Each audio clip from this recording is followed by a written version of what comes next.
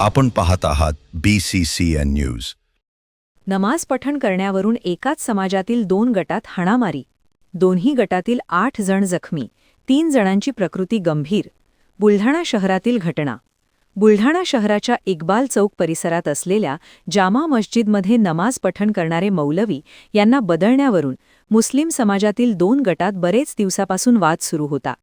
याच वादाचे रूपांतर आज शुक्रवारी दुपारची नमाज अदा केल्यानंतर हाणामारीत झाले.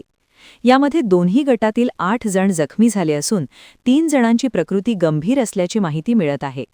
सर्व जखमींवर बुलढाणा सामान्य रुग्णात उपचार सुरू आहेत. जामा मस्जिदमध्ये गेल्या 30 वर्षापासून नमाज पठण करणारे हाफिज रेहमत हे आता वयोवृद्ध होत असल्याने नमाज पठणासाठी दुसऱ्या मौलानाची नियुक्ती करण्यात यावी अशी एका गटाची मागणी होती, तर हाफिज रेहमत यांनाच नमाज पठणासाठी ठेवण्यात यावे अशी दुसऱ्या गटाची मागणी होती. यावरूनच हा वाद उफाळला. सध्या परिसरात तणावपूर्ण शांतता असून पोलिसांचा चोख बंदोबस्त पाहायला मिळत आहे.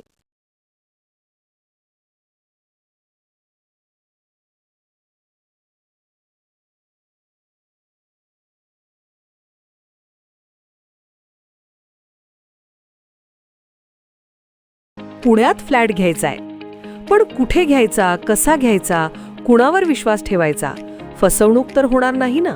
योग्य दरात मिळेल की नाही? मोठं कन्फ्युजन आहे.